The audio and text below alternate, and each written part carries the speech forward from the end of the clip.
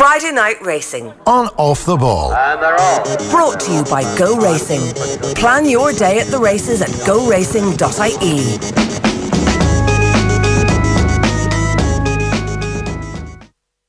The last in the Gold Cup for Paul Townend, and Boum is over 3 lengths clear now from Bristol de May. Annabelle Fly continues to try and stay on strongly in third. Boum out on his own, racing inside the final 100 yards. Annabelle Fly is staying on, but it's too late. Paul Townend and Willie Mullins' first Gold Cup. Boum is home in front. Annabelle Fly third last year, second this. Bristol de May third. Native River, the reigning champion, fourth. John Duggan, how the hell are you? You tipped the winner today. How's it going? Good, very good, Ger. Very good. I'm delighted for Willie, delighted for Paul. Just great day. An amazing. You literally said what an amazing story it will be after this horse was involved in so much controversy in Punchestown earlier in the year. For anybody who's unfamiliar, who's forgotten what the connection is, maybe you just might remind everybody about what happened. Well, first of all, I do believe this kind of thing does happen in sport, that you get these kind of strange coincidences and that things kind of come back in sport, the history of sport. So I do actually believe that as a theory. So that's why it was in my head last night. This is going to be the story of this Gold Cup. So I don't know whether a premonition or something in the Twilight Zone, I don't know. But look, last spring in Punchestown, Boum was running in a novice chase. Paul Townend was his jockey. He was about to win the race. Monolith fell. Another horse, I think, Invitation Only fell. And Boum was out in front, coming towards, I think it was the last fence. It was 2 out that the faulters happened. So Paul was out in front, and then he heard something, so he swerved to his right, and he ran out the side gate of the course, and he took another horse with him. And it was complete carnage, and another horse then, I think the Storyteller, got up and won. But it was hugely controversial because people were going, what possessed you to go and do that? And he just said he thought he heard something. If you watch the replay of the race, it was just madness. But the owners were loyal, the Donnellys, I think they're called the Donnellys. Willie Mullins was loyal. Paul Townend is a very good jockey. We've had him on Friday Night Racing before. A great guy, been on the game a long time, over a decade. Is probably, hopefully, going to be the champion jockey. And he's a very good jockey. And look, we all have bad days. We all have brain freezes in the office. That's Paul's office. And today, on the biggest stage in his office at Cheltenham, he won the Gold Cup with a very accomplished ride on this improving Boum photo. Yeah, amazing stuff, really. An incredible narrative, as you say. Sport does throw up these narratives. You got the opportunity to talk to him a little bit afterwards. Have a look at this. Paul Townend, must be the best day of your life. It's incredible. It's starting to sink in, but I think it'll be another while before it sinks in fully what I feel. Talk to us about the race. Everything went well. It's like any race around here. I got into a lovely rhythm, and when things are happening for you, they really happen around here. After doing a circuit, I couldn't have been happier where I was, and it was just a matter of keeping jumping, keeping balance from there, and I had a real warrior then up the hill at the end. When did you feel like you knew what we got a chance here? I was, as I say, I couldn't have been happier heading out the second circuit, and when we turned at the top of the hill, he took a blow, but immediately came back on the bridle, you know, and here we go now. We'll get down the hill anyway and have a fighting chance. But when I kicked into the gap turning in, I got in there with ease, you know, and I was able to sit again, and you know, he's a warrior, and he galloped right to the top of the hill for me. Was it a blur going towards the line? What were you thinking? I couldn't believe it. Yeah, it is a bit of a blur, to be honest, and especially when I crossed it. It's great to do for Willie, isn't it? His first Gold Cup. Yeah, unbelievable. As I say, he's supported me since I left school and decided I want to be a jockey, and to repay him with a Gold Cup, sure, it's the pinnacle, isn't it? And I think it also says a lot, Paul, about support from the owners, from Willie. Look, it wasn't the best day last year, Punchestown, but you know, it's about resolution and sticking at it and believing in yourself. And you know what? A year later, you're a Gold Cup winner. Yeah, I suppose we had some unfinished business, myself and the horse, and I'm just delighted for the horse to get his day as well. Paul, congratulations. Enjoyed the night. Thanks very much. That's class, because Ollie Bell was running around after him on the track after he came in, and he could barely speak. He was almost completely speechless. He speaks to off the ball. He speaks to off the ball, Ger. He's not the only one. Willie Mullins as well. Have a look. Willie Mullins, how good is that? Very good. Absolutely delighted for Paul and for the Donnellys, for their commitment to our yard. And you know, Paul has been with us since he started off. Dream come true. Tell us about, you know, when you felt that Invitation Only, who was unlucky and sadly I don't think is going to make it. Ken Boy, Bells Hill, you might have felt it wasn't going to be your day, Willie. Totally. I mean, to have 3 of my runners gone before a circuit had finished, I thought, wow, this is just going to be another year of disappointment. But you know, that's sport. You get used to that. But every time I look back at Paul going down through the field, and then you'll see Paul, and he was, knowing Paul's body language, he was so relaxed all the time. And I thought, wow, we still have a chance here. And Paul just kept him in the hunt, but kept him in his own rhythm. And then I think coming to the 5th last, he wanted a long stride, and the horse gave it to Paul. And I said, well, there's plenty of petrol in this tank still. Down over the 4th last, 3rd last was missed. He genuflected at the 2nd last, but before he went to the 2nd last, the gap just opened up and he appeared into it without having to use any petrol. And I thought, right, this could be on this year. And heart jumped up, missed a beat when he made the mistake of the 2nd last. But then he nailed the last and winged it, and up the straight. I just had one look at the winning post, one look at the opposition. I thought, barring accidents, this is our year. And I was especially thrilled for Paul. That's what I could think about going up the straight. That after Punchestown last year and what happened, and we were, it was right that if the horse was to win a Gold Cup, Paul should be on it. Also, Willie, I know you're quite a relaxed gentleman, and this is your 65th Cheltenham winner. But were you in any way more animated than you normally were when you're watching this happen? No, because I'd resigned myself after the circuit, thinking it wasn't going to happen. So I was probably as surprised as anyone. But I had resigned myself maybe to never winning a Gold Cup. So because we'd so many tries at it, so many near misses, and sometimes that just happens in sport. You don't get the real top end of it, and we did today. So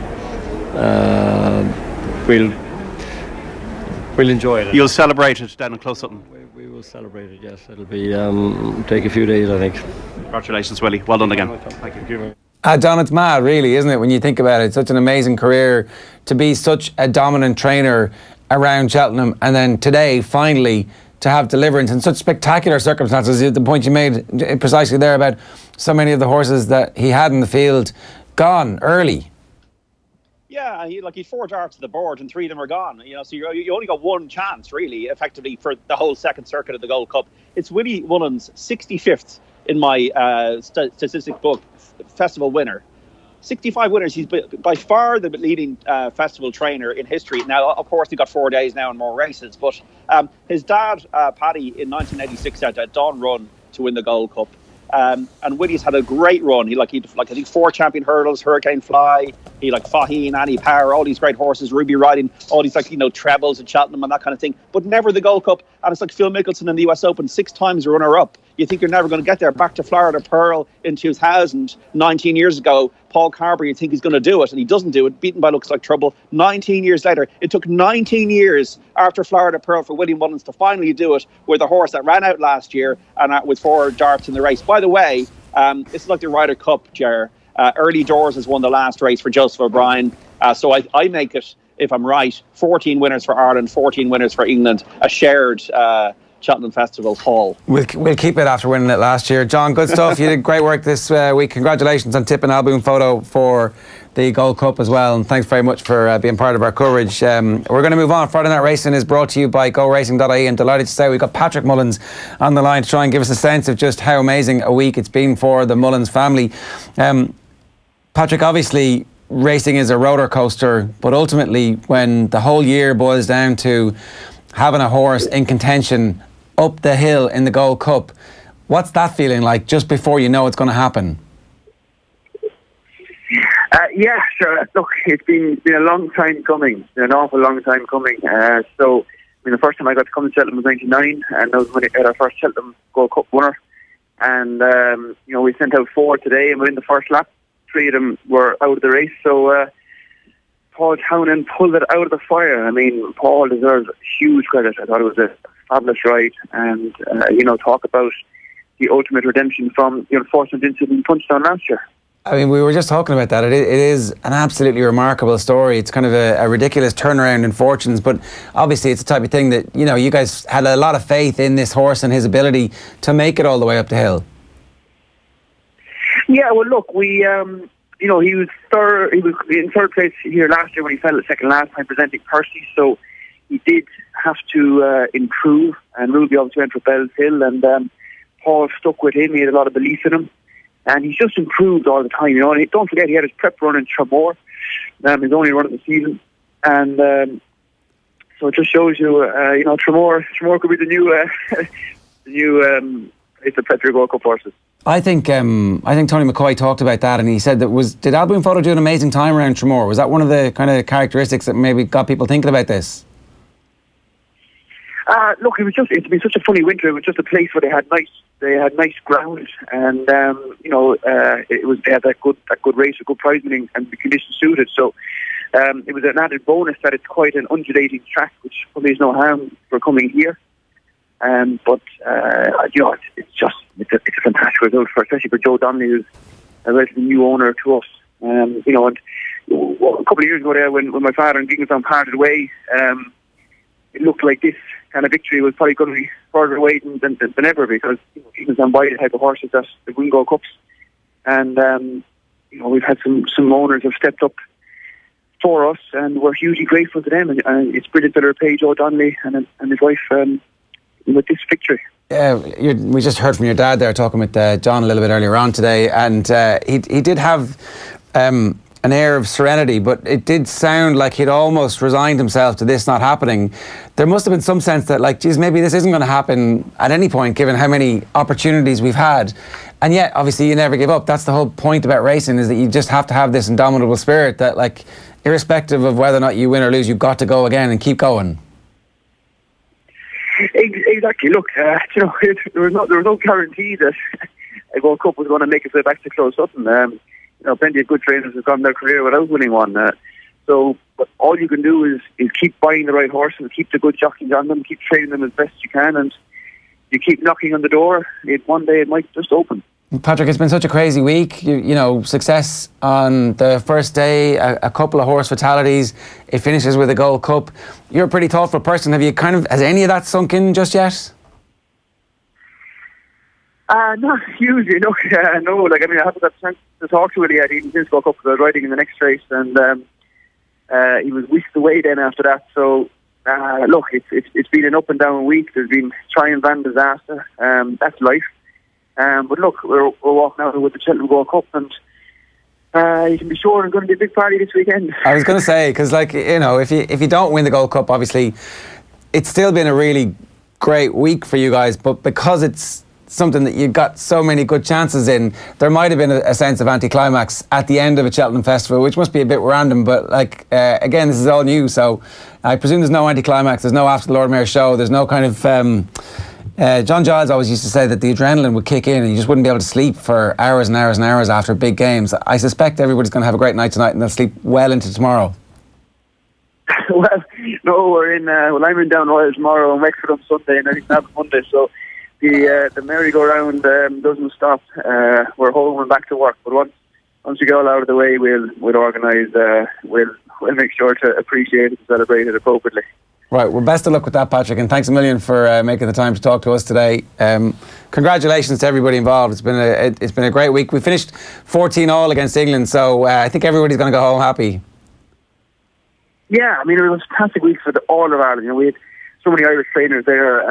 You know, like Martin Brazel and you know, Joseph and Henry and Rachel Blackmore. Just the whole. We had a fantastic festival for all Irish people involved. So we'll have to try and do it again next year now. Good stuff, Patrick. Thanks a million for making the time for us today.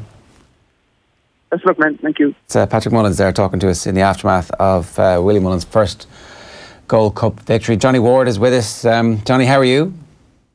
How are you getting on, Ger? Yeah, I mean, it's been a pretty exciting final day when you consider everything that happened. You know, it seems like ages ago now that Sir Eric in the first race today had a horrific looking accident. Thankfully no replay shown on TV of it. That kind of drew a pall over proceedings. And then it is bizarre, and it's just the way of life really for horse racing. The next race happens, the stories happen, they move on, and then there's drama in the Gold Cup.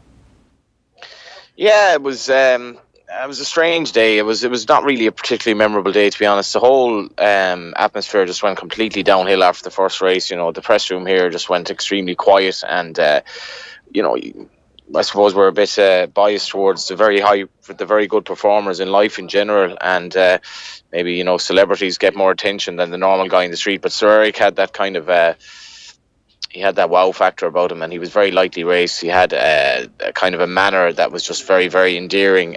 He was a special horse, beautiful horse to look at, very mild mannered. Before the start of the race, he had to be reshod because he spread a plate, and he stood there like you know, a docile dog really as he was reshod.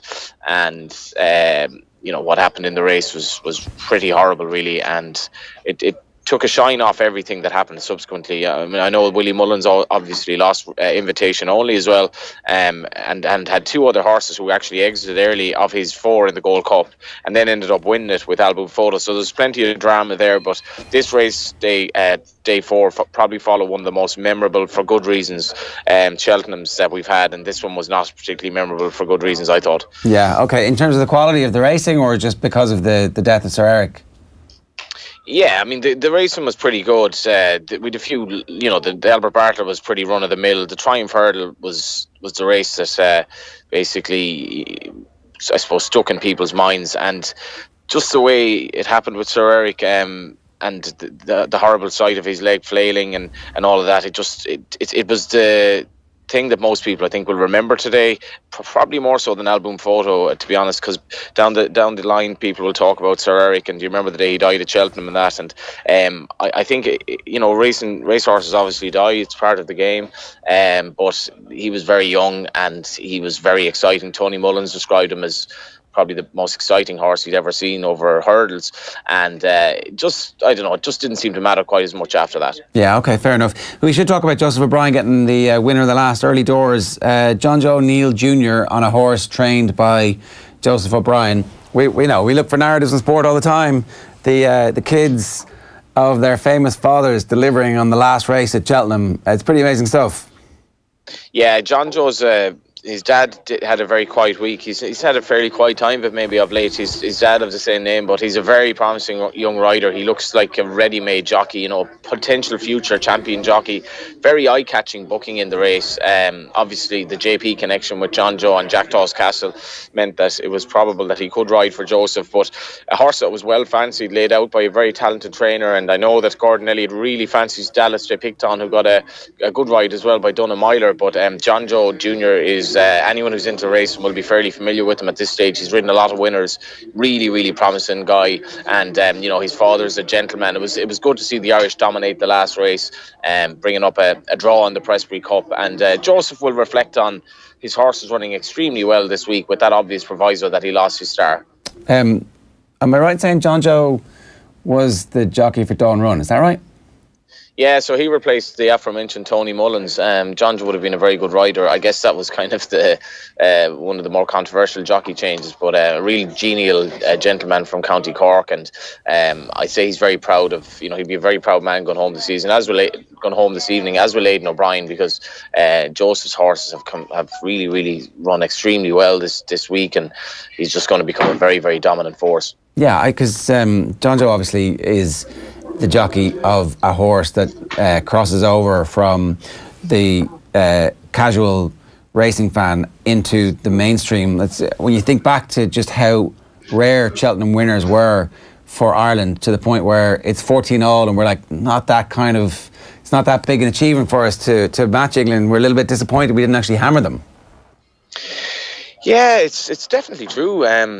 You know, you come over here, Ireland were odds-on favourites to win it again this year, and when you consider Gordon Elliott Jigginstown had one winner this week off the top of my head, which was in the cross-country race. You know, Jigginstown will reflect on a very frustrating festival when not a lot went right for them.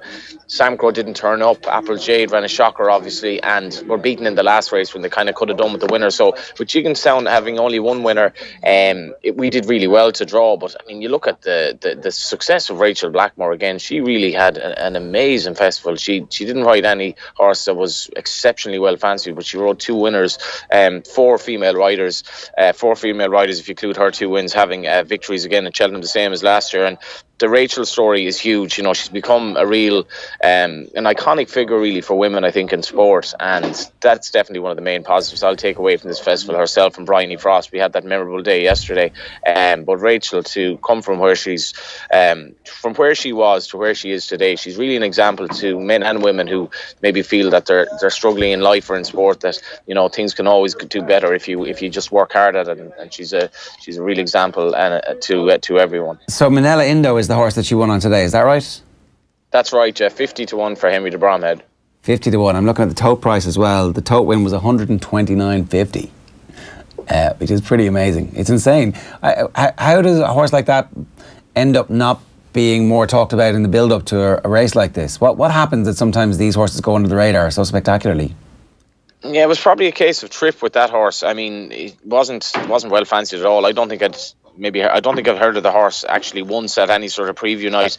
I remember him winning. Him winning, or running rather, at Limerick when he was well fancied at Limerick last Christmas. When I was down there that day, he was very well fancied. He ran okay, but I mean, he was coming in very much under the radar. He was held by Alaho on running the last day, albeit that was a good run, but he was stepping up in trip. He was lightly raced. She was very positive on him as well, and just kind of, you were thinking Commander of Fleet and Jigginstown would catch him jumping the last, because, you know, this horse is obviously very well fancied, but Manila Indo just grounded out and probably just got a very good ride as well, and a good week for Henry de Bromhead. And, you know, that relationship with Rachel Blackmore has really been copper fastened this week. Yeah, again, you know, you're making the point there that it's she's become an iconic figure really quickly. The next generation of jockeys are starting to take over. Like, you know, you go for so long and we take for granted how great AP was and how great Ruby has been and still is, and yet here we're talking about Paul Townend having a couple of big wins, Rachel Blackmore now having a couple of big wins, her first Grade 1 at Cheltenham. It's pretty amazing stuff. Yeah, and you know, up until this week, no female rider had ridden a Grade 1 winner over flights or fences or hurdles at Cheltenham. So it was a very pivotal week in that regard. There has been, you know, there will be changing of the guard, I suppose, because Paul Carberry retired. Ruby Walsh is getting on. I doubt Ruby has any more than maybe one season left after this one. Obviously, Noel Feely as well. Davy Russell's getting on a bit. Barry Geraghty turns 40 this year, so there is a gap to be filled there. Mark Walsh, you know, the likes of Paul Town and Rachel Blackmore, they're the ones up and coming, and I think today was a good example of Paul Townend's ability as well. And he's been the heir apparent for Ruby for so long, but, you know, it was quite telling how much praise was heaped on him by Willie Mullins after the race. He was very proud of Paul, and I think the fact that Paul has stayed in that yard when clearly he could have gotten #1 job elsewhere, it's kind of testament to the man. And his father Tim was there today, and his sister Caroline, and his girlfriend who's Italian, and there was a beautiful photo of the four of them, just great people. And his father was very proud, and Willie as well. His mother Maureen, 66 years after she went to her first Cheltenham festival, she would have seen her husband Paddy train Dawn run the last mare to win the Gold Cup. She was there today, and it must have been an amazing family day for the Mullinses, and it certainly hasn't ended yet. Yeah, okay. One last thing I did want to talk to you about. Presenting Percy was disappointing, really, in the Gold Cup. Never quite got near the front runners, never quite got an opportunity to show that blinding pace up the hill that we kind of had come to expect. Any signs yet of there being something wrong with Presenting Percy, or was that just coming up against a field that it wasn't quite ready for? Probably the latter. I don't think anything came to light. The Gold Cup is really a remarkable jumping test, I suppose. When you watch it again today, they jump fences at so regularly that you don't really get time to kind of get over a mistake. Now, he didn't really make mistakes. I thought he was a bit fiddly at some of his fences. He probably got a bit back further than Davy Russell had thought, but with the circuit to go, he'd gotten into a nice position. But then the front runners kind of went away from him again. When he made ground at the fourth last, I thought, here we go, he's coming bang into it, and he just stopped very quickly. I think mentally before the race, I mean, he kicked out in the parade ring, I think, and I don't know, maybe it just was a bit too much for him at this stage of his career. He has been to Cheltenham twice, but he was taking on proper hardened campaigners here like Native River, obviously, and Annabelle Fly and the likes, and maybe it came too soon for him, but I don't think you'd give up on him by any means. I think, you know, not jumping a fence, I didn't think it was that much of a deal, and he didn't jump that badly, but just maybe he needs a little bit more practice, and there's always Punchestown as well. I think that'll be a fascinating narrative in Punchestown when he turns up against possibly the likes of Annabelle Fly, because I think Presenting Percy, he's still there's many chapters left to his book, and maybe next season they might get a clearer run at it, but he just probably wasn't quite streetwise enough to deal with that test today in hindsight. One last thing before we get your tip for the week. You did tip up Annabelle Fly, who ended up finishing up second in the Gold Cup at around about 22-1. So obviously you'd spotted something in that horse that you liked. Yeah, well, his run at Gorn was very eye-catching behind Mona Lee, and he was third in the race last year when nothing came from off the pace. I do feel a bit sorry for Tony Martin because, you know, he's had near misses in the Gold Cup, he's had near misses in the Melbourne Cup. Jigginstown took horse away from a few years ago. He wouldn't have that many good horses now, and this he couldn't have produced this horse in better shape. Could Barry Geraghty have done any more? I don't think so, really. He had him in a lovely position coming as a second last. Album Photo just showed a bit more tactical speed than him, and he really ran on strongly to the line. But he's been a good servant, Annabelle Fly. Just a little bit sorry for Tony Martin that he couldn't have a big race win. Yeah, we're really looking forward to seeing all these horses again coming out in Punchestown, and hopefully a good few English horses come over as well to renew acquaintance. A reminder that the Tote Irish Injured Jockeys Charity Fund is at €2,014. This weekend the action comes from Goran and Naas. There's obviously Dundalk this evening as well. The focus is now firmly fixed on next week's, we've got €100 charity bet courtesy of Tote to try and add to our tally. A reminder as well, you can enjoy the Tote versus SP best price guarantee for every race at the festivals, the big festivals. Check out thetote.com for more. Johnny, your bet this week is from Goran. Yeah, it's actually from Down Royal. Sorry, from Down Royal. Go for it, yeah. 5 on Saturday, Rat's Bride Prince. Rat's Bride Prince, 305 Down Royal, very well worth the best. And if you do need a winner post Cheltenham, which many of us do, hopefully Cuban Hope in the last at Dundalk tonight. Cuban Hope in the last at Dundalk tonight. Johnny, safe home. What's the plan now? Is it, do you stick around? Are you going to a rugby match? Is that happening? No, I have a boat at 2 in the morning. I can't wait. It's all glamour. Johnny, enjoy the boat. It's all glamour. Thanks a million. Sir. Johnny Ward with us all week here on Off the Ball, talking to us about what was going on. So we'll tweet out the details of that horse as well, and maybe don't worry about the Dundalk horse. It's up to you. It's up to you. If you want to go chasing, go chasing. But if you don't. We will be more than happy to tweet out the details of that. So it's a €100 bet courtesy of the Tote to try and add to our tally. Check out thetote.com for more. And we'll let you know the details of that. It's been a pretty amazing week. We hope you've enjoyed the coverage of it. We've certainly enjoyed it, and we are definitely really looking forward to seeing these horses come out again at Punchestown. Some of the ones who underperformed will have an opportunity to restore and enhance their reputations, and some of the ones that have come from nowhere to become superstars over the course of the last week, well, they'll get their opportunity to cement their places in the hearts and affections of the race-going public. And hopefully some of you are going to head along to actually check out the racing in person, because it has been an amazing week, and the opportunity to go and see these horses is something that you shouldn't miss. That is this week's Friday Night Racing, brought to you by Go Racing. Check out goracing.ie if you are heading out to Down Royal or to Goran or wherever you're heading this weekend. Enjoy it, and thanks very much for being part of the show tonight. Take care. Friday Night Racing on Off the Ball. And they're off. Brought to you by Go Racing. Plan your day at the races at goracing.ie.